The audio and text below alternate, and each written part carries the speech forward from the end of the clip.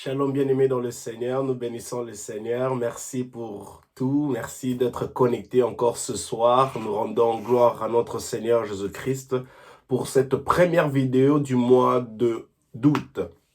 Et nous bénissons le Seigneur pour sa grâce et son amour, sa bonté, c'est encore persévérant. Je bénis Dieu pour sa grâce et son amour qui nous fait de nous rencontrer encore, que vous nous voir encore connectés ce soir. Et pour ce partage de la parole de Dieu. Nous bénissons le Seigneur. La fois dernière, nous avons partagé sur Luc chapitre 5, Luc chapitre 6. Et ce soir, en ce jour, nous allons partager le livre de Luc chapitre 7.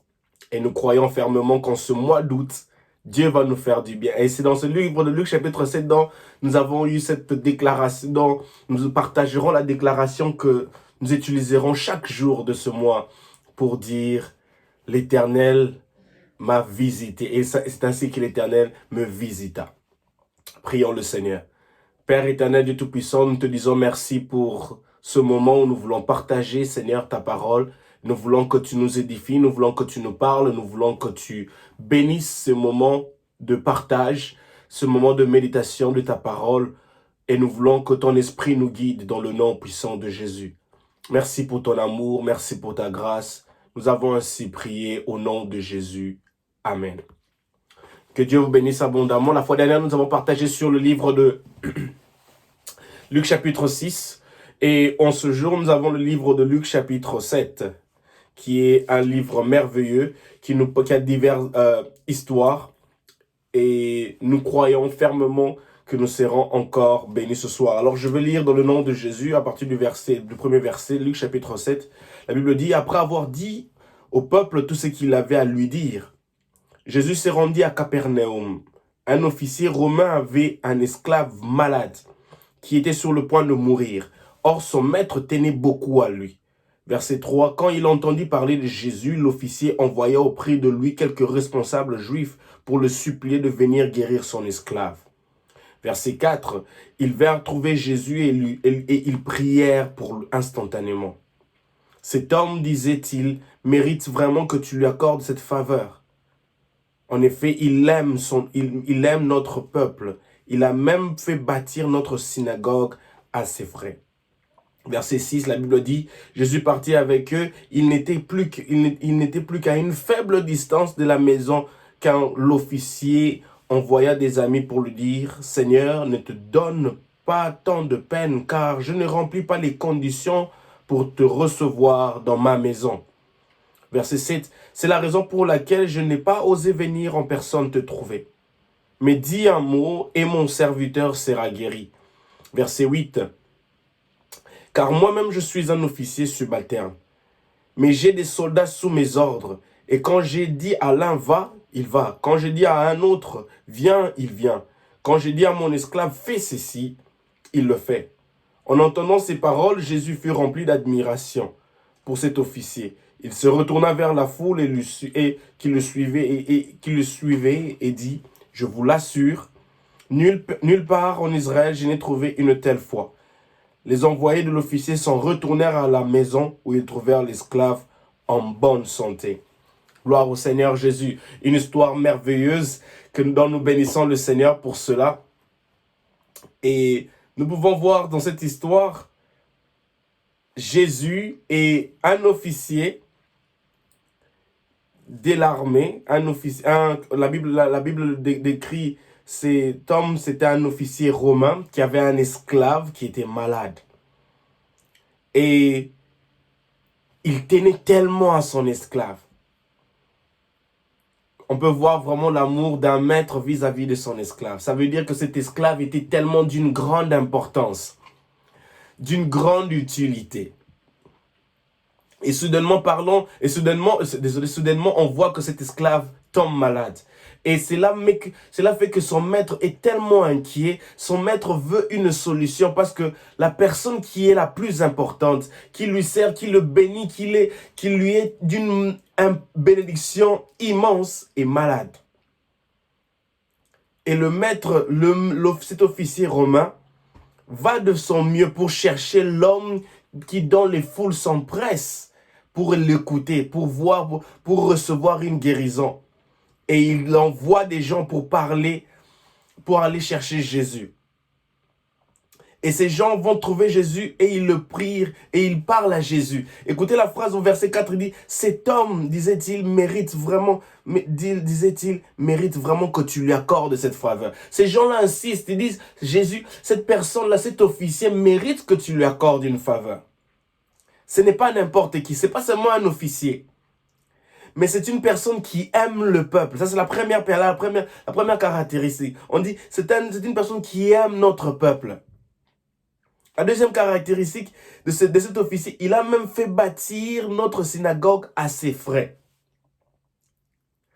On voit ces caractères de cet officier. Une personne qui est aimable, une personne qui aime son peuple.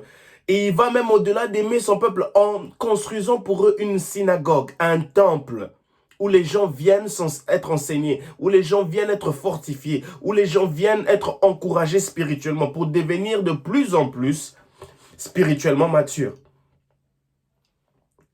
Et on peut le voir, on voit que cet homme n'est pas n'importe qui.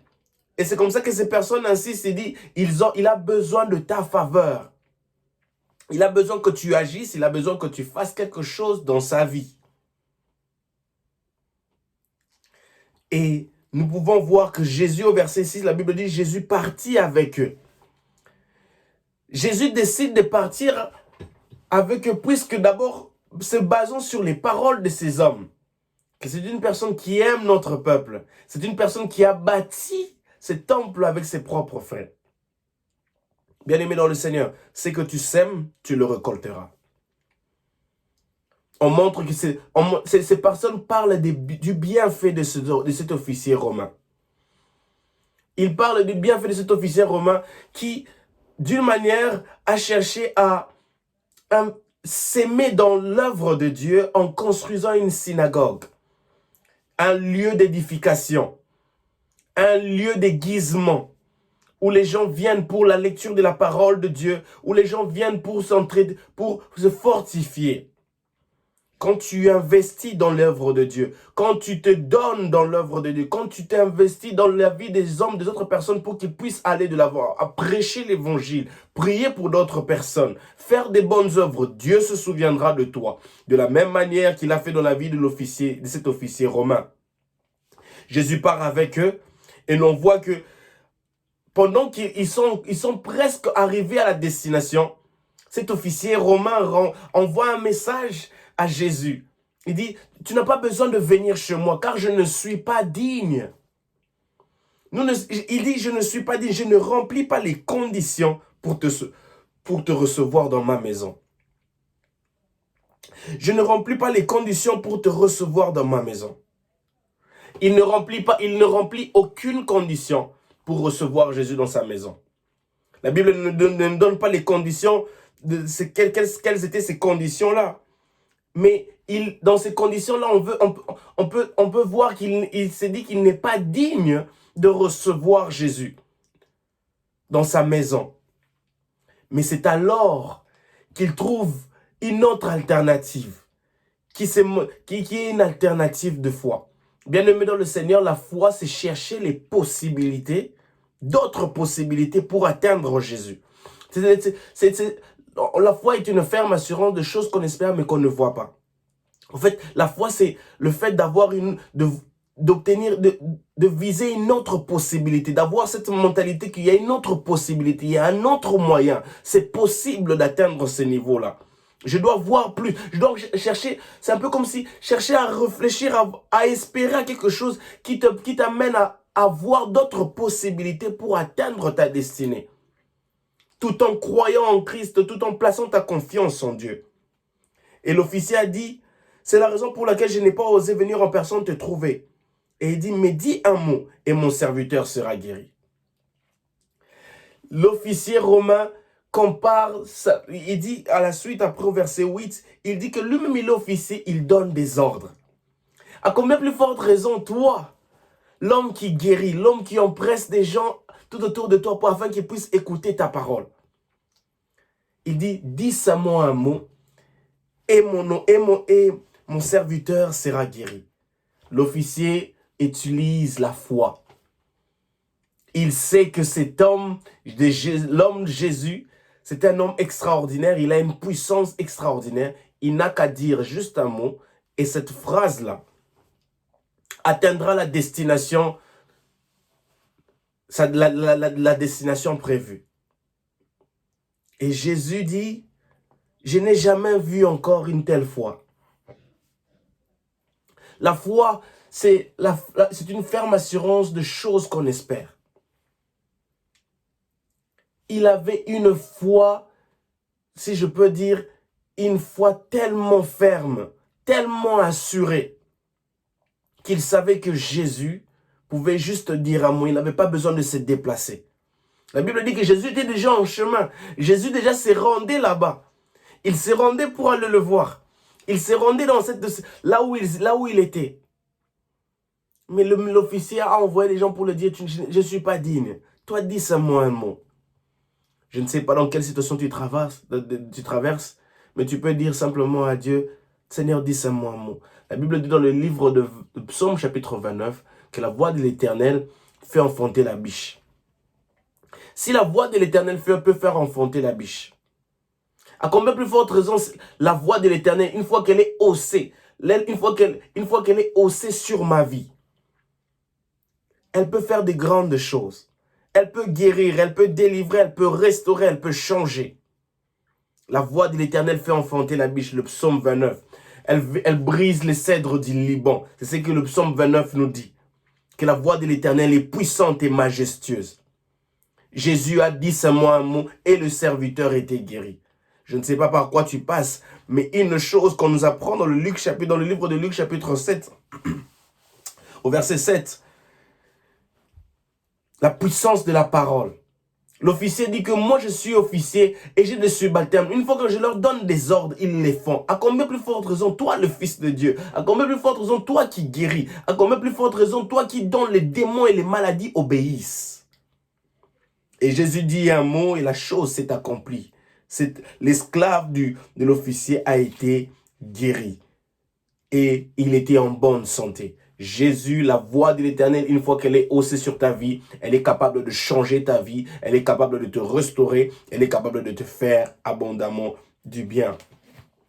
À partir du verset 11, la Bible nous dit, ensuite Jésus se rendit dans la ville appelée Nain. Ses disciples et une grande foule l'accompagnaient. Verset 12, comme il arrivait à la porte de la ville, il rencontra un convoi funèbre. On enterrait le fils unique d'une veuve. Retenez bien ceci, on enterrait le fils unique d'une veuve. Elle est déjà veuve et elle a son fils unique. Beaucoup d'habitants de la ville suivaient le cortège. Le Seigneur vit la veuve et il fut pris de pitié pour elle. Il lui dit, ne pleure pas. Verset 14, puis il s'approcha de la civière et posa sa main sur elle. Les porteurs s'arrêtèrent. Jeune homme, dit-il, je te l'ordonne, lève-toi. Le mort se redressa, s'assit et se mit à parler. Jésus le rendit à sa mère. La Bible dit, Jésus le rendit à sa mère. Verset 16, saisi d'une profonde crainte, tous les assistants louaient Dieu et disaient, un grand prophète est apparu parmi nous. Et ils ajoutaient, Dieu est venu prendre soin de son peuple. Verset 17, cette déclaration concernant Jésus s'est répandue dans toute la Judée et dans les régions environnantes. Parole du Seigneur. Une histoire merveilleuse. Jésus qui se rend dans une ville appelée Nain. Et il est avec plusieurs de ses disciples et une grande foule qui l'accompagne. Cet homme qui empresse des foules autour de lui, qui veulent l'écouter, qui veulent le suivre. Et comme il arrivait à la porte de la ville, il rencontra un convoi funèbre. La Bible dit que non, on était en train d'enterrer le fils unique d'une veuve. C'est-à-dire, elle avait déjà perdu son mari. une situation qui n'est pas du tout... c'est pas où on se voit perdre la personne qu'on aime le plus, qu'on chérit, et on devient veuve. Elle est devenue veuve, elle n'a plus son mari. Et la Bible dit qu'elle n'avait qu'un seul fils. Donc, ce seul trésor qui te reste, c'est cette seule motivation qui, comme si je peux dire, elle est motivée à faire d'autres choses, à investir dans la vie, à se plonger dans des business ou quoi que ce soit, juste pour prendre soin de son fils, afin que son fils aille de l'avant. C'est un peu comme nous entretenons des entreprises, un projet, c'est le seul projet dont nous avons, puisque nous avons déjà perdu, nous avons déjà été limogés dans une entreprise, d'autres affaires ne marchent plus, et on se retrouve avec cette chose, comment je peux dire, ce business ou ce travail qui nous reste le seul. Et la situation de cette dame ici, c'est qu'elle est la veuve. Et la deuxième chose, c'est qu'elle a son fils unique. Mais malheureusement, son fils unique est mort. Elle a toutes les raisons pour dire donc que non, Dieu ne l'aime pas. Elle a toutes les raisons pour dire que non, elle est malheureuse, elle n'est pas du tout chanceuse. Il y a que le malheur ne fait que s'abattre sur sa vie. Elle a perdu son mari et maintenant elle perd son fils. Elle a des raisons pour dire que non, ça ne vaut plus la peine de vivre. Elle a des raisons pour lesquelles où elle peut dire ça ne sert à rien, je peux carrément me tuer. Ça ne vaut plus la peine de vivre. Et Jésus dit, la Bible dit, Jésus la vit et prit de pitié pour elle. Il lui dit, ne pleure pas. Une phrase merveilleuse. Jésus dit à cette femme, ne pleure pas. L'homme de la situation, Jésus l'homme extraordinaire est là, il est présent. Il est là, il vient d'entrer en scène dans ta situation. Jésus vient d'entrer en scène dans ta situation, dans ton malheur, dans tes pleurs, dans ta maladie, dans ton désert, dans ta solitude. Jésus vient d'entrer en scène. Et Jésus lui dit, ne pleure pas. Une parole tellement réconfortante. Vous savez, une parole tellement réconfortante où on est dans une saison de pleurs, de désert, désertique, une saison où rien ne marche, une saison où on est découragé, une saison où les vents et marées nous emportent à gauche et à droite. On ne sait pas quoi faire, on ne sait pas sur qui compter. Mais Jésus, une fois qu'il entre en scène, il nous dit, ne pleure pas. C'est vrai, tu viens de perdre, tu es en train de partir enterrer ton fils unique, ton trésor le plus précieux. La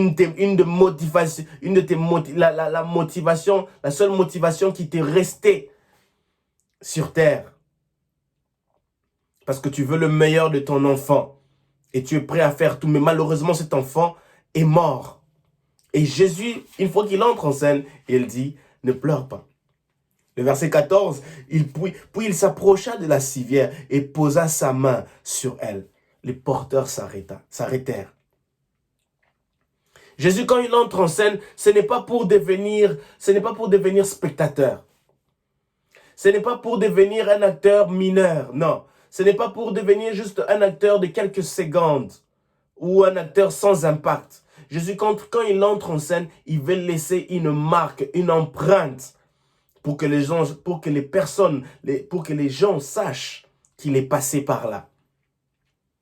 Jésus, quand il passe par une situation, quand il entre en scène, dans une situation, il veut laisser une marque afin que les gens, toutes les personnes tout autour de nous, sachent qu'il est passé par là. Et la Bible dit que Jésus posa sa main sur elle. Les porteurs s'arrêtèrent. Jeune homme, dit-il, je te l'ordonne, lève-toi. Jésus a dit à sa mère, ne pleure pas. Et après cela, Jésus part poser sa main il pose sa main sur la civière, il s'approcha de la civière et il posa sa main sur elle. Et Jésus dit à ce jeune homme, je te l'ordonne, lève-toi. La voix de l'Éternel fait enfanter la biche. Le psaume 29, un psaume merveilleux. Si vous avez le temps, allez le lire. Elle brise les verrous, elle brise les cèdres du Liban. La voix de l'Éternel est magnifique, la voix de l'Éternel est puissante. Le verset 15 dit, le mort se redressa, s'assit et s'est mis à parler. Jésus ressuscite un mort. Jésus le rendit à sa mère. Saisi d'une profonde crainte, tous les assistants louaient Dieu. Toutes ces personnes qui étaient tout autour, toutes ces personnes, tous ces spectateurs, toutes ces personnes qui suivaient Jésus. Parce que vous savez, la Bible dit que, si nous pouvions, il y a quelque chose qui est de fort ici au verset 12. La Bible dit, comme il arriva à la porte de la ville, il rencontra un convoi funèbre. On enterrait le fils unique d'une veuve. Beaucoup d'habitants suivaient le cortège. Cette dame était populaire. Peut-être populaire, peut-être parce qu'elle était déjà veuve. Et maintenant, elle perdait encore son fils. On ne sait pas qui était son mari. Peut-être qu'il était populaire. Il était tellement connu. Mais je pense que toutes ces personnes suivaient le fait que d'abord, toutes ces personnes étaient aussi avaient pitié d'elle. Tellement compassion de voir qu'elle venait de perdre. Elle était déjà veuve et maintenant elle perd son fils unique. Et la Bible dit clairement qu'il y avait beaucoup d'habitants de la ville qui étaient derrière ce cortège funèbre. Ce convoi funèbre. Beaucoup d'habitants de la ville suivaient le cortège. Des fois, on se retrouve dans des situations désastreuses. Il y a des gens qui nous entourent, qui sont en train de nous supporter, qui prient pour nous, qui nous donnent, qui nous encouragent, qui sont avec nous. Puisque nous sommes en train de vivre des situations tellement difficiles. Des fois, on se dit, mais maintenant, là, je suis à la merci de tout le monde. Je suis le sujet de critiques, de pitié pour d'autres personnes. Et on se pose la question, mais qu'est-ce qui ne va pas? Pourquoi ce malheur s'abat sur moi? Mais Jésus nous dit ce soir, en ce jour, ne pleure pas. Lui, une fois qu'il entre en scène, il résout notre situation. Il prend les choses en main. Et la Bible dit ici au verset 15, verset 16, saisi d'une profonde crainte, tous les assistants louaient Dieu. Donc, tous ces habitants qui étaient en train de suivre ce convoi s'étaient stoppés quand Jésus a posé la main sur cet homme, sur la civière, et il a dit, jeune homme, lève-toi. Parce que toutes ces personnes voulaient voir qu'est-ce que cet homme veut faire. Qu'est-ce que cet homme est capable de faire. Pourquoi le convoi funèbre s'est arrêté. C'est vrai qu'on a l'ennemi peut-être avait prévu qu'on puisse t'amener déjà vers ta destination finale. Mais malheureusement, pour l'ennemi, il se retrouve devant Jésus.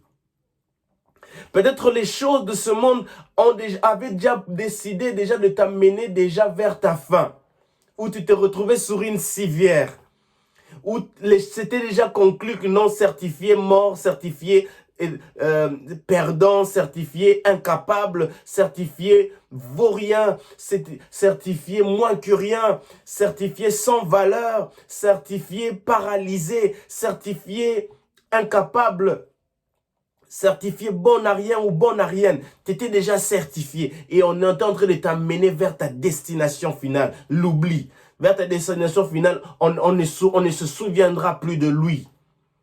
Et il y a tellement de gens qui sont derrière ce convoi funèbre où on veut voir qu'est-ce qui se passe, comment il va vers sa destination finale. Mais malheureusement, pour l'ennemi peut se réjouir de voir que non, on t'amène à ta destination finale.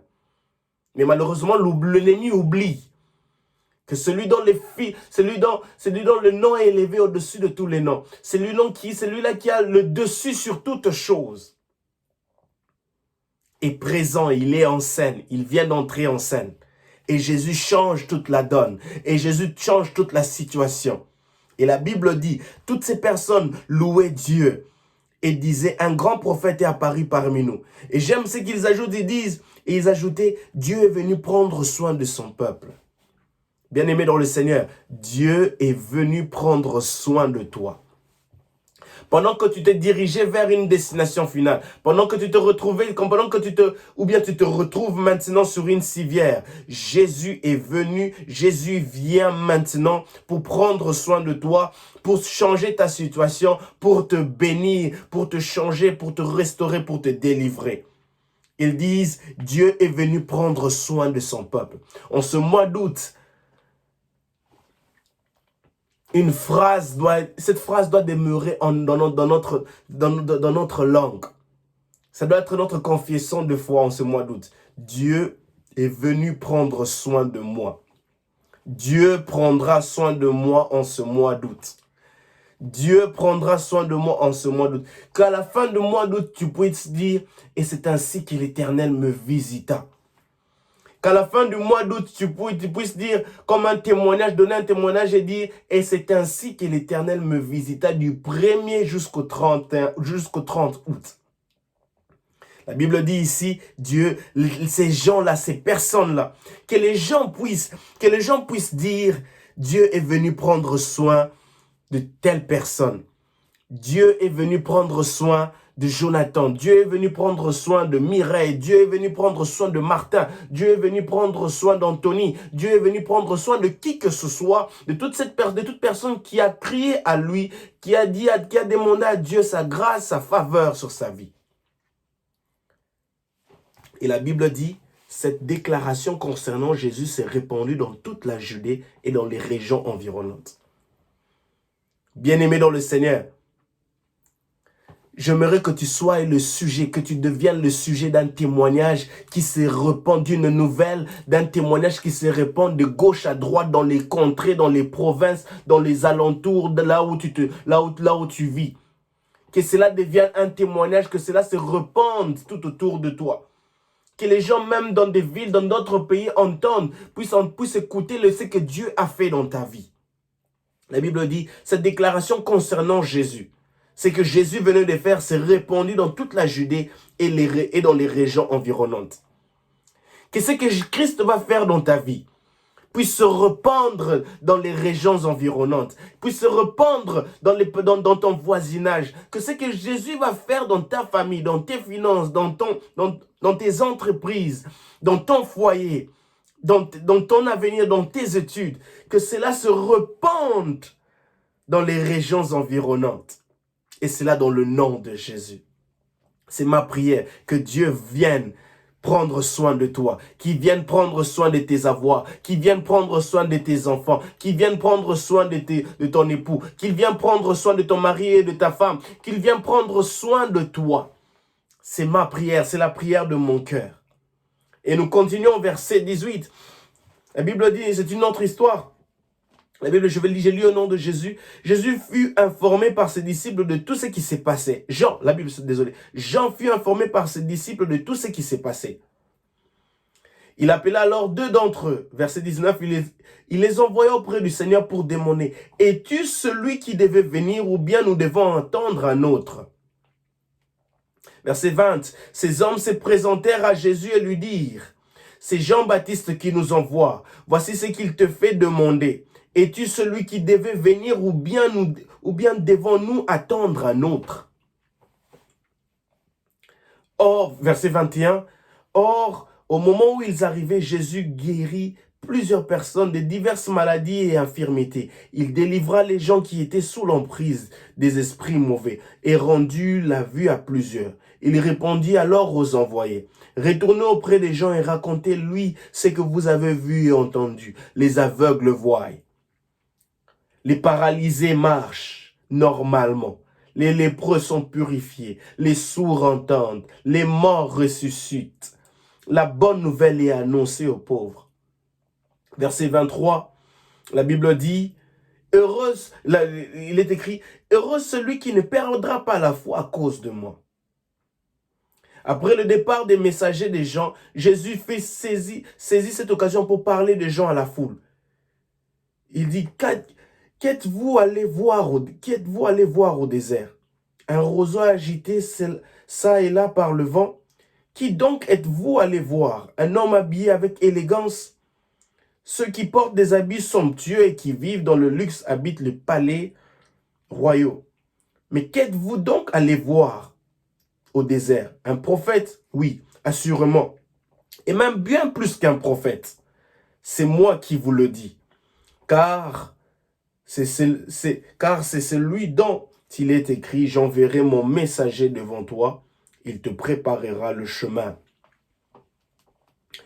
Je vous l'assure, parmi tous les hommes qui sont nés d'une femme, il n'y en a pas plus grand que Jean. Et pourtant, le plus petit dans le royaume de Dieu est plus grand que lui. Tous les gens du peuple et tous les collecteurs d'impôts qui ont écouté le message de Jean et se sont fait baptiser par lui ont reconnu que Dieu est juste. Mais les pharisiens et les enseignants de la loi qui ont refusé de se faire baptiser par lui ont rejeté la volonté de Dieu à leur égard. À qui donc pourrais-je comparer les gens de notre temps? À qui ressemblent-ils? Ils sont comme des enfants assis sur la place du marché qui s'écrient les uns les autres. Quand nous avons joué de la flûte, nous n'avons pas dansé. Et quand nous avons chanté des airs de deuil, vous ne vous êtes pas mis à pleurer. Verset 33, en effet, Jean-Baptiste est venu, il mangeait de pain, il ne buvait pas de vin. Qu'avez-vous dit alors? Il a un démon en lui. Verset 34, le Fils de l'homme est venu, il mange et boit, et vous vous écriez, cet homme ne pense qu'à faire bonne chère et boire du vin.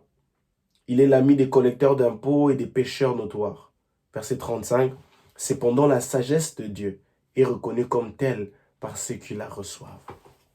Parole du Seigneur, une histoire merveilleuse où Jésus est en train de parler de se baser sur la personnalité, sur l'homme qui est Jean-Baptiste, un précurseur, un messager, c'est lui qui est venu avant Jésus.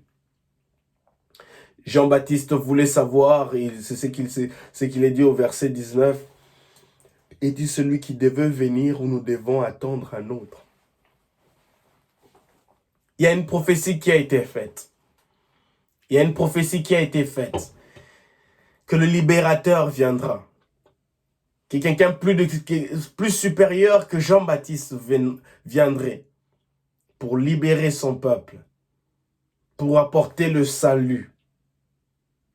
Et c'est comme ça que même Jean-Baptiste se trouvant en prison, on voit ces hommes, pour ses serviteurs, pour poser la question à Jésus-Christ. Et au verset 21, ces personnes arrivent au moment où Jésus est en train de faire ce qu'il a l'habitude de faire. Ce qu'il a l'habitude de faire le mieux. Prêcher, guérir, changer, transformer, enseigner, faire toutes ces choses. Et Jésus, au verset 22, il dit, il répondit aux envoyés, retournez auprès des gens et racontez-lui ce que vous avez vu et entendu. Il dit, les aveugles voient et les paralysés marchent normalement, les lépreux sont purifiés, les sourds entendent, les morts ressuscitent. La bonne nouvelle est annoncée aux pauvres. Ils avaient là des évidences, ils avaient là des preuves tangibles que ce n'était pas seulement un simple prophète, que ce n'était pas seulement une personne ordinaire, c'était une personne extraordinaire, que ce n'était pas juste un simple individu dont on pouvait le mettre dans un groupe de personnes, le comparer à d'autres personnes, parce que lui, il était juste totalement différent. Il purifiait les lépreux, il délivrait les captifs, il guérissait les malades. Et il dit aux serviteurs de Jean, allez dire à Jean, racontez-le ce que vous avez vu. Racontez-le ce que vous avez vu. Il pouvait bien leur donner des explications. Il pouvait bien leur dire que non, voilà, je suis le Fils de Dieu, Dieu m'a donné, je suis rempli de puissance, je suis rempli de force, j'ai la capacité de faire telle chose, je suis venu pour mourir, je suis venu pour accomplir la volonté de mon Père et faire ceci. Mais Jésus leur dit, racontez à Jean ce que vous venez de voir. Racontez-lui. Lui au moins saura, lui saura. Il saura qui je suis. Parce que quand vous l'expliquerez, quand vous allez l'expliquer ce que vous avez vu, il saura que ce n'est pas un homme ordinaire. Et le verset 23, la Bible dit, heureux celui qui ne perdra pas la foi à cause de moi. C'est un peu bizarre, mais la Bible dit, heureux celui qui ne perdra pas la foi à cause de moi. Jésus est en train de parler de lui-même. Les théologiens disent que Jésus voulait juste faire, était en train d'aviser les personnes. C'était un peu comme un avertissement, une mise en garde. Pour ces serviteurs qui croyaient ou ces personnes qui allaient perdre la foi, se disant que Jésus était venu détruire, ou Jésus était un imposteur, ou bien Jésus était venu juste pour faire des miracles quelconques. Ou ne plus croire à ces personnes pour croire que non, Jésus était venu pour détruire le travail de Jean. Parce que la Bible dit, quand on continue, la Bible dit que c'est verset 27, car c'est celui dont il est écrit, j'enverrai mon messager devant toi, il te préparera le chemin. Jésus n'est pas venu détruire le travail de Jean. Jean était un précurseur pour préparer le chemin. Et Jésus dit, malheur à celui qui perdra la foi à cause de moi. Être intimidé ou penser que non, ce qu'il fait, ce que Jésus fait là, ce sont des choses que les imposteurs font, une distraction. Où les gens disent que non, ça ne sert à rien de croire en cela, la foi, il ne guérit pas, ou de se retrouver dans un état de confusion dans notre foi chrétienne. Il leur dit de perdre la foi, parce que ce que Jean leur disait, les avertissements qu'ils recevaient de Jean, de ce que Jean leur disait qu'ils devaient se repentir, qu'ils devaient chercher le royaume des cieux, qu'ils devaient être baptisés. Tout ça n'était pas mauvais. Pas du tout mauvais. Et Jésus dit, malheur à celui qui va perdre la foi à cause de moi. Parce que Jean tournait son regard vers Dieu. Jean annonçait la venue du Christ. Jean annonçait la venue de celui qui était plus supérieur à lui. Et Jésus met en garde, il dit, malheur à celui qui perdra la foi à cause de moi. Croire que je suis un imposteur, perdre la foi, de penser que non, je suis venu pour embrouiller les choses, ou faire quelque chose, ou abandonner la foi. Non, pour dire ça, ce sont des trucs un peu, des hérésies. Non, il est venu juste prendre le dessus sur ce que Jean venait de faire. Jésus dit, heureux, celui qui ne perdra pas la foi à cause de moi. Et après cela, Jésus continue à expliquer. Il est en train de dire, cette personne que vous êtes en train de partir voir au désert, qui était cette personne? Il a dit un prophète, oui, assurément. Et même bien plus qu'un prophète. Ça, c'est Jésus qui est en train de parler de Jean-Baptiste. Il dit, c'est moi qui vous le dis, car c'est celui dont il est écrit, j'enverrai mon messager devant toi, il te préparera le chemin. Jean était en train de préparer, était venu pour préparer le chemin pour Christ. Jean était en train de dire aux gens, race de vipères, répentez-vous. Jean était en train d'avertir les personnes, répentez-vous, changez, donnez votre vie à Christ, baptisez-vous, abandonnez la vie du péché, abandonnez le passé. Jean, c'était ça le message de Jean. Et Jean était un précurseur, Jean était un messager qui annonçait la venue de Christ. Et verset 28, Jésus dit, je vous l'assure, parmi tous les hommes qui sont nés d'une femme, il n'y en a pas plus grand que Jean. Et pourtant, le plus petit dans le royaume de Dieu est plus grand que lui. Une leçon d'humilité. Je peux voir dans cette histoire de Jésus et Jean-Baptiste, il y a une passation c'est comme je peux dire, de pouvoir, une remise et reprise. Jean, un précurseur, son temps est arrivé. Jésus, une fois qu'il entre, une fois qu'il vient, il prend il accomplit la prophétie. La prophétie s'accomplit, la prophétie de Jean s'accomplit puisque Jésus est présent maintenant. Et nous pouvons voir que Jésus, en tant que fils de Dieu, est en train de montrer, il donne comme on dit, chacun à sa place. Jean, c'est Jean. Jésus, c'est Jésus. Et Jésus dit que Jean était celui qui devait préparer son chemin. Il parle encore au verset 29, il dit, tous les gens de ce peuple, les collecteurs d'impôts qui ont écouté le message de Jean se sont fait baptiser. Par lui, ont reconnu que Dieu est juste. Mais les pharisiens, ces mêmes personnes qui critiquaient Christ, ces mêmes personnes, ces enseignants de la loi, qui ont refusé de se faire baptiser par lui, ont rejeté la volonté de Dieu à leur égard. Et ça, ce sont les caractéristiques, ce sont les choses que Jean a dû rencontrer, qui ont persisté, ces choses-là ont persisté même quand Jésus était présent. Il y a des personnes qui persistaient, il y a des situations qui persisteront, qu'on le veuille ou pas. Parce que Jean a rencontré cela, et Jésus encore en a fait face. Parce que les pharisiens, les enseignants de la loi ne croyaient pas à ce que Christ faisait. Ils pensaient qu'il était en train juste de faire blasphème sur blasphème, désobéissance sur désobéissance, dire qu'il avait de voir que non, il pardonnait les péchés, et dire qu'il avait la capacité de pardonner les péchés de ceux-là qui avaient péché. Et il continue encore, on voit tout ça, même jusqu'au verset 34, le Fils de l'homme est venu, il mange, il boit.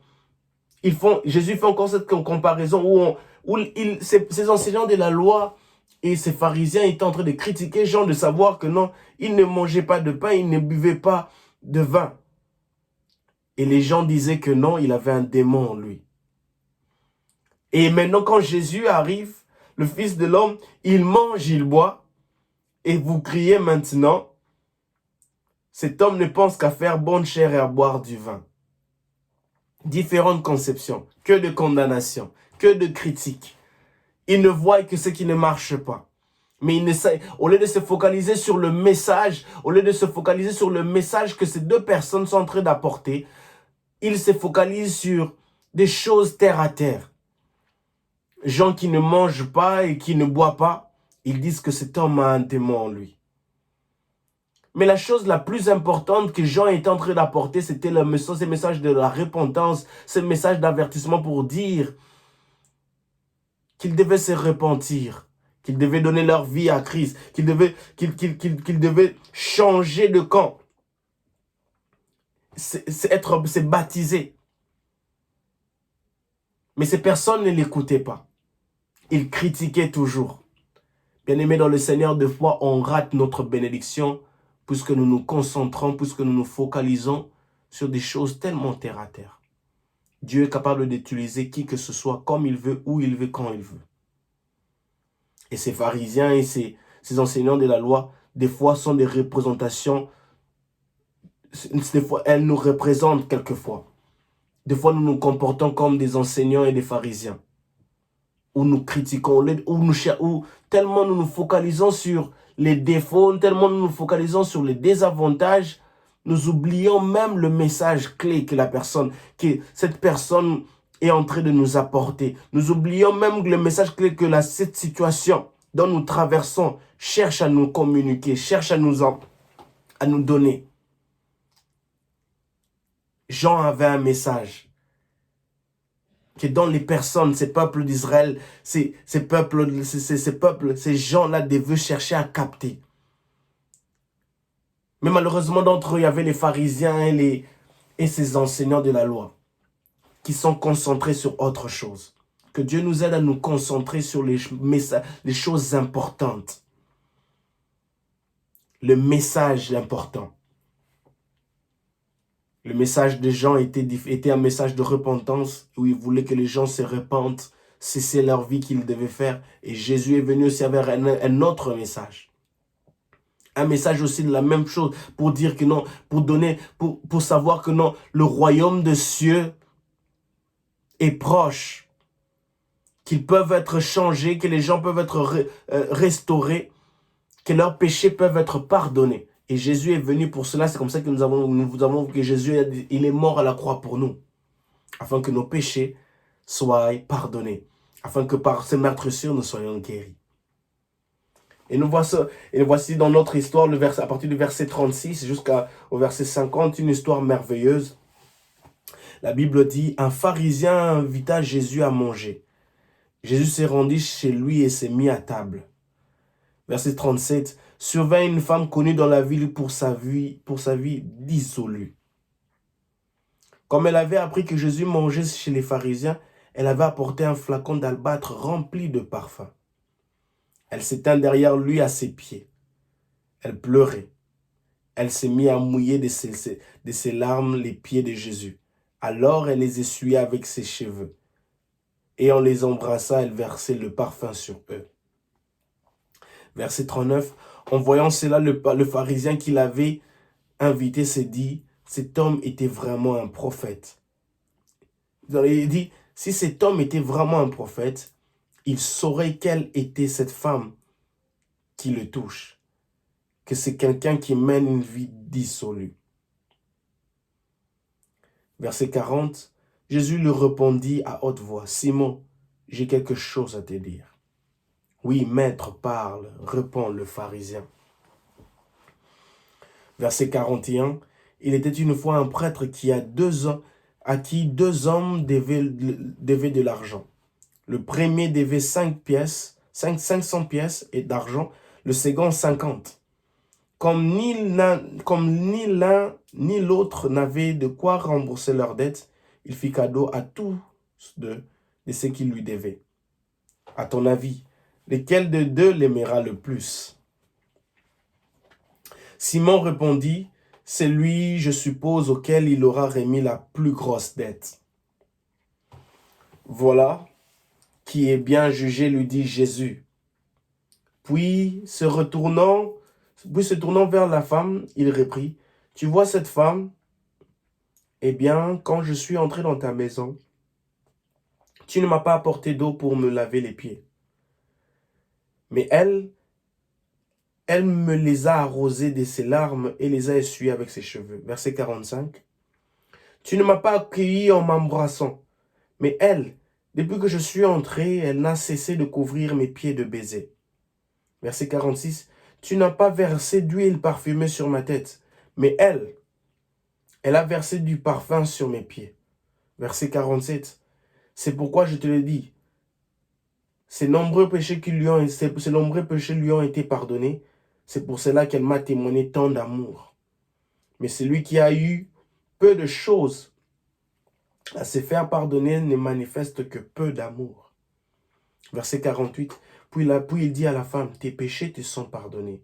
Les autres invités se dirent en eux-mêmes, qui est donc cet homme qui ose pardonner les péchés? Verset 50. Mais Jésus dit à la femme, parce que tu as cru en moi, tu es sauvé, va en paix. Une histoire merveilleuse. L'amour, fruit du pardon. C'est ce qui est écrit au-dessus à partir du verset 36. L'amour, fruit du pardon. Jésus est invité par un pharisien à aller manger. Et il y a cette femme qui entre en scène dans cette histoire. Cette femme qui dans la Bible, on la décrit comme une femme bien connue dans la ville pour sa vie dissolue. Une vie pas du tout sérieuse. Une vie peut-être, comme on dit, dissolue. Il n'y a pas quelque chose qui glorifie. C'est pas une vie qui glorifie Dieu. C'est pas une vie qui rend gloire à Dieu. C'est une vie d'une manière ou qui n'est pas louable, si je peux le dire. Parce que c'est qu'on dit ici que non, c'était une femme connue dans la ville pour sa vie dissolue. Et cette femme, puisqu'elle savait que Jésus était là-bas, elle a apporté un flacon d'albâtre rempli de parfum.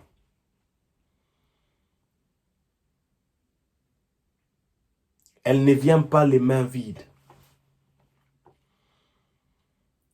Elle ne vient pas les mains vides, elle vient avec quelque chose qui a de la valeur. Le parfum. Elle vient avec quelque chose dont je dirais est tellement utile parce que ça donne une bonne odeur. Un parfum, c'est pour donner une bonne odeur. Le parfum, c'est quelque chose de merveilleux. Quand on a un bon parfum, en fait, les gens se sentent à l'aise, ils sont contents, ça donne une bonne aisance tout autour de nous, le parfum. Et c'est cette dame vient avec un flacon rempli de parfum. Elle ne vient pas les mains vides. Ça, c'est la première chose que nous pouvons voir ici, lorsque elle vient dans la maison de ce pharisien, là où Jésus mangeait. Elle a porté un flacon d'albâtre rempli de parfum. La Bible dit, elle pleurait, elle s'est mise à mouiller les larmes de Jésus, les pieds de Jésus. Alors elle essuyait avec ses cheveux en les embrassant et elle versait le parfum sur eux. Cette femme désolée. Et le verset 39, c'est quelque chose qui a attiré mon attention. La Bible dit, en voyant cela, le pharisien qui l'avait invité s'est dit, si cet homme était vraiment un prophète, il saurait quel était cet homme qui le touche. Cette femme qui le touche. Que c'est quelqu'un qui mène une vie désolée. Le pharisien ne connaît pas que Jésus n'est pas seulement un prophète. C'est quelqu'un qui est qui est supérieur, qui est au-dessus des prophètes. Quelqu'un qui a la capacité, qui a une puissance qui est supérieure à celle des prophètes. Les prophètes, ils voient, les prophètes, ils reçoivent des paroles de connaissance. Il reçoit des paroles de connaissance, il peut aussi avoir un don de guérison. Mais les prophètes ne pardonnent pas les péchés. Le prophète n'est pas Dieu. Mais Jésus, cet homme extraordinaire, Dieu sur terre. Fils de Dieu. Celui qui fait des miracles, celui qui empresse des foules tout autour de lui. Et le pharisien ne connaît pas encore, n'a pas encore découvert qui est vraiment Jésus. Donc, on peut se retrouver à table avec une personne, mais tu ne connais pas qui est vraiment cette personne. Bien-aimés dans le Seigneur, il est important pour nous d'avoir une intimité avec Christ. De connaître Christ. On dit, je veux être l'ami de Jésus-Christ. Être son ami. Chercher à connaître Christ.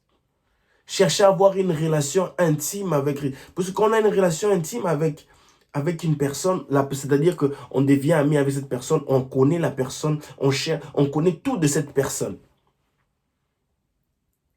Et l'on peut voir dans ce verset 39 que ce pharisien ne connaissait pas vraiment qui était Jésus. Des fois, on peut se retrouver... Le plus grand danger, c'est même de ne pas connaître de quoi vraiment Jésus est capable de faire. On se retrouve dans des situations difficiles. On veut toujours compter sur nos propres efforts puisqu'on ne connaît pas vraiment de quoi Christ est capable de faire. Ça nous arrive surtout quand notre ego prend le dessus. Surtout quand notre ego il cherche à prendre le dessus sur nous. Où on veut tout prendre en main, tout diriger. Et laisser Jésus de côté. Ce qui est dangereux. Et ces pharisiens, ils se retrouvent dans cette situation et ils disent, si cet homme était vraiment un prophète, c'est-à-dire qu'il doute même que Jésus est prophète. Il doutait même de fait que, comme il dit que non, Jésus, si vraiment était un prophète, parce que Jésus n'était pas un prophète. Mais il dit encore, si vraiment cet homme est prophète. Non, c'est-à-dire que non, d'un côté, il ne croit même pas que cet homme est prophète. Il dit, si cet homme était prophète, il saurait que cette dame vit une vie d'isolée. Mais Jésus est au-dessus des prophètes. Jésus n'était pas un prophète, le Fils de Dieu, qui est venu pour ôter le péché du monde, accorder la guérison aux malades, délivrer les captifs, changer et transformer les vies des gens. Il est important pour nous de chercher à connaître Christ. Il y a cette chanson qui monte dans mon cœur qui dit « Je veux être comme Jésus ». Lorsque nous voulons être comme une personne, nous cherchons à nous rapprocher. Ce que nous devons faire, c'est nous rapprocher de cette personne. Chercher à connaître ses goûts, ses valeurs, ce qu'il aime. Chercher à connaître ses habitudes, ses routines journalières. Et c'est là qu'on va connaître, c'est là qu'on arrivera à connaître réellement qui est cette personne. Et ces pharisiens ne connaissaient pas vraiment Christ. Il ne connaissait pas qui était vraiment la personne de Jésus. Et Jésus arrive, il continue. Jésus le répondit à haute voix.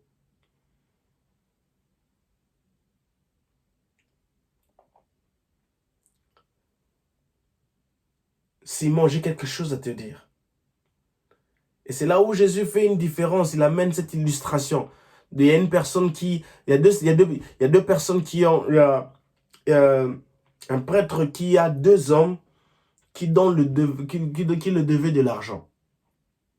Et Jésus dit, une lui doit 500, l'autre 50. Mais après cette personne, le prêtre décide de leur faire cadeau. Et Jésus pose la question, Simon, à ton avis, lequel de deux l'aimerait le plus? Simon répond et dit, c'est la personne qui avait la plus grosse tête. Cette personne qui avait 500, par exemple 500 $, qu'il devait, cette personne qui devait 500 $ et l'autre 50 $, il devait cet argent à ce prêtre. Mais le prêtre dit, non, vous savez quoi, je vous le fais cadeau. Vous pouvez garder cela. Une illustration très simple. Tu as 500 $ dont tu dois à une personne. Mais la personne te dit, non, tu sais quoi, tu peux garder ça, je te le fais cadeau. Il y avait une autre personne aussi qui devait 50. Mais la même personne dit encore, non, je te fais cadeau. La personne qui devait 500 sera plus reconnaissante que celle qui avait 50. Parce que le montant est élevé. Le montant est plusieurs fois supérieur.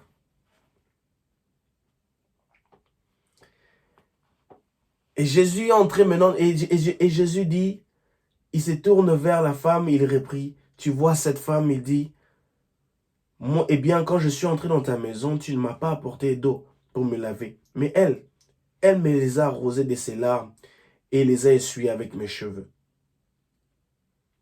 Tu ne m'as pas accueilli en m'embrassant, mais elle, depuis que je suis entré, elle n'a cessé de couvrir mes pieds de baisers.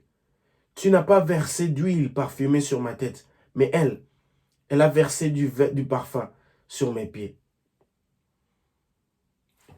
Jésus est en train de faire une comparaison ici du traitement qui lui a été offert. Une culture à l'époque où recevait une personne, un invité, il fallait faire certaines choses. Ma question est celle-ci. Comment traitons-nous notre Dieu? Je me souviens quand j'étais à Kinshasa, il y avait un de nos encadreurs au camp biblique. Il avait le pasteur Jacques Pindou de l'église La Borne. Il avait l'habitude de poser cette question. Comment va Jésus? Comment va Jésus dans ton cœur? Est-ce que tu prends soin de lui? Est-ce qu'il est dans toute son aisance? Est-ce qu'il se sent à l'aise? Est-ce qu'il est bien accueilli? Est-ce qu'il a la place dont il mérite? Est-ce qu'il est toujours le Seigneur des Seigneurs? Est-ce qu'il a la première place? Est-ce qu'il est vraiment couronné? Est-ce qu'il est glorifié? Est-ce qu'il a les honneurs dont il mérite? Est-ce qu'il a les premières attentions? Est-ce que c'est vers lui que toutes les attentions sont tournées?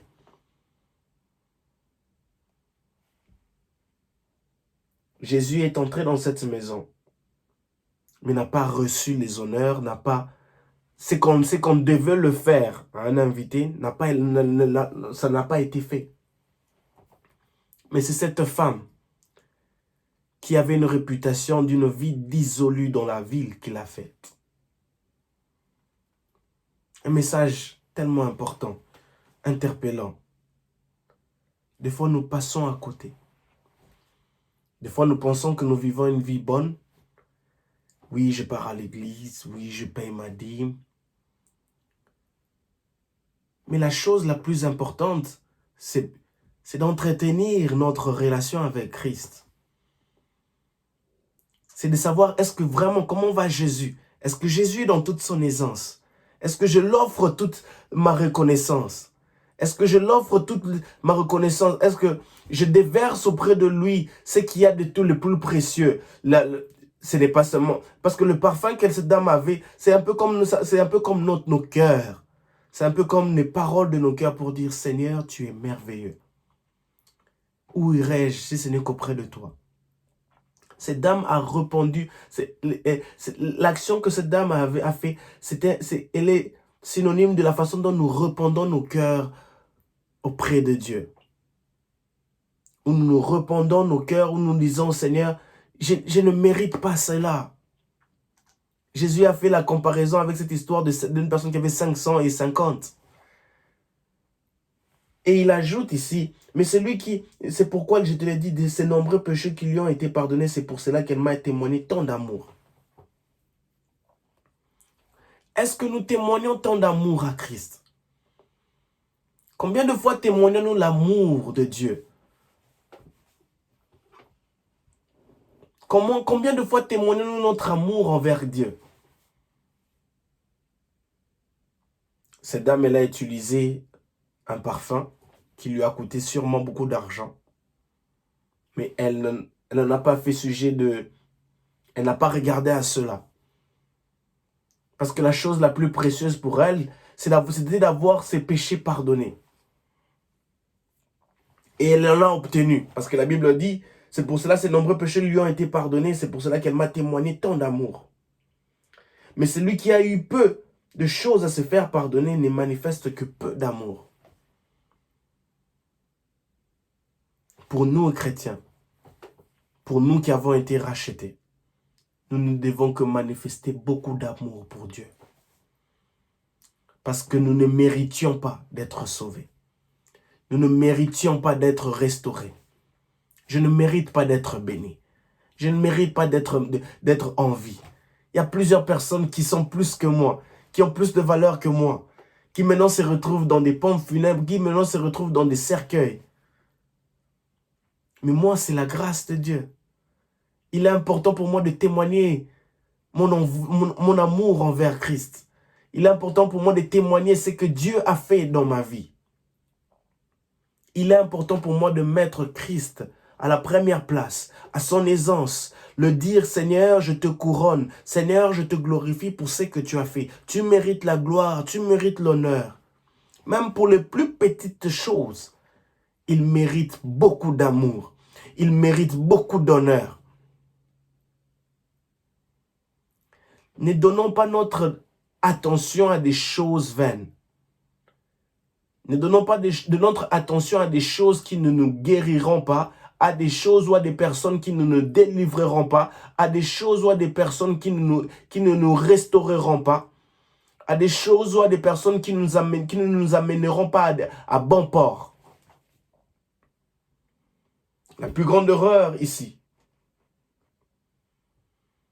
c'est que quand Jésus, la Bible, Jésus dit, il dit, tu vois cette femme, eh bien, quand je suis entré dans ta maison, tu ne m'as pas apporté d'eau pour me laver les pieds. C'est comme s'il y a plusieurs choses qui ne s'est pas fait. Les honneurs n'ont pas été donnés. Non, il y a plusieurs choses dont ils étaient supposés faire pour Jésus. Puisque Jésus est venu dans sa maison, mais ils ne l'ont pas fait. Notre prière, elle doit être, Seigneur, aide-moi à te donner la révérence dont tu mérites. Aide-moi vraiment à te donner la place dont tu mérites. Que je ne sois pas distrait, que je ne sois pas distraite. Pour comprendre que tu es venu et je dois te donner certaines choses. Et je dois t'offrir la première place. Et je dois te mettre dans toute mon aisance. Et je dois te donner te témoigner mon amour. Jour après jour. Ne témoignons pas notre amour seulement quand Dieu nous bénit. Ne témoignons pas notre amour seulement quand Dieu nous guérit. Ne témoignons pas notre amour quand Dieu nous donne une promotion. Ne témoignons pas notre amour quand Dieu nous exauce seulement. Témoignons aussi notre amour quand ça ne marche pas. Témoignons aussi notre amour quand nous sommes malades. Témoignons aussi notre amour quand rien ne marche. Témoignons notre amour envers Dieu quand rien ne marche. Témoignons notre amour envers Dieu quand nous sommes rejetés. Témoignons notre amour envers Dieu. Quand rien ne marche, quand tout est par terre, continuons à témoigner notre amour. Mettons Christ dans toute son aisance. Mettons Christ toujours au centre de notre vie. Même quand nous passons par des déserts, même quand nous passons par des situations tellement difficiles, mettons Christ à sa place. Donnons-le toujours la première place. Témoignons-nous notre amour, même quand rien ne marche. Même quand c'est difficile à accepter. Même quand c'est difficile à dire oui et amen.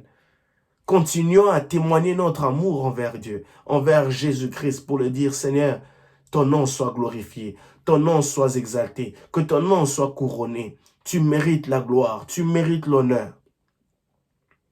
Que je puisse toujours te témoigner mon amour. Que je ne sois pas distrait avec les choses de ce monde. Que mon regard ne soit pas attentionné vers la nourriture, vers les choses viles, vers les richesses de ce monde, vers les gains de ce monde.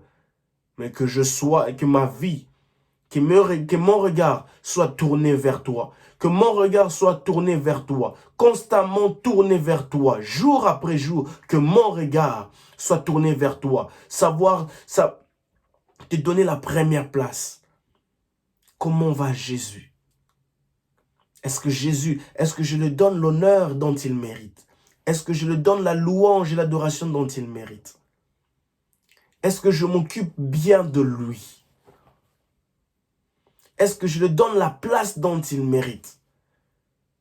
Est-ce que ma louange et mon adoration sont-elles constamment présentes pour le rappeler, pour le dire éternel mon Dieu, Abba Papa, pour le dire qu'il est Seigneur, pour le dire qu'il est notre Seigneur, pour le dire qu'il est ma force, pour le dire qu'il est mon salut? Est-ce que mon adoration et ma louange envers lui sont constantes, sont présentes, sont là pour lui?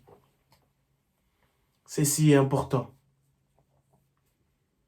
Que Dieu nous aide à lui offrir, à témoigner notre amour envers Dieu, envers Christ. Notre amour pour le dire, Seigneur, je t'aime de tout mon cœur. Seigneur, tu es ma vie. Seigneur, tu es mon tout. Même quand ça marche, même quand ça ne marche pas, tu restes Dieu. Que Dieu vous bénisse abondamment. Que Dieu vous fasse tellement du bien, abondamment, dans tout ce que vous faites. Continuez à témoigner l'amour de Christ dans vos entreprises, dans vos vies, dans vos familles. Continuons à témoigner l'amour de Christ. Continuons à témoigner l'amour envers Christ. Et nous verrons des grandes choses se réaliser et prendre place dans nos vies. Continuons à témoigner de l'amour. C'est pour cela qu'elle m'a témoigné tant d'amour. Témoigne, manifeste ton amour envers ton Dieu qui te garde, qui te fait du bien. Seigneur, je te dis merci pour ce passage. Merci pour ce jour. Merci parce que tu nous as parlé. Merci Seigneur Père éternel Tout-Puissant parce que tu nous enseignes et tu nous aides. Seigneur, tu nous montres combien, Seigneur, nous devons, Seigneur, te donner ta première place. Combien, Seigneur Père éternel, que nous devons tourner notre regard vers toi, Seigneur. Aide-nous, Jésus, à être transformés, élargis. Père éternel Tout-Puissant, aide-nous à vivre ta vie, à être comme toi, à avoir une intimité personnelle avec toi, Seigneur, pour toujours nous rassurer, Père éternel Tout-Puissant, que tu as ta première place. Nous voudrions être comme toi, parler comme toi, réfléchir comme toi, pardonner comme toi. Seigneur Père éternel Tout-Puissant, annoncer la bonne nouvelle, Jésus. Père éternel Tout-Puissant, manifester l'amour comme toi. Dans le nom puissant de Jésus, nous avons ainsi prié. Amen. Que Dieu vous bénisse abondamment, restons connectés et à la prochaine.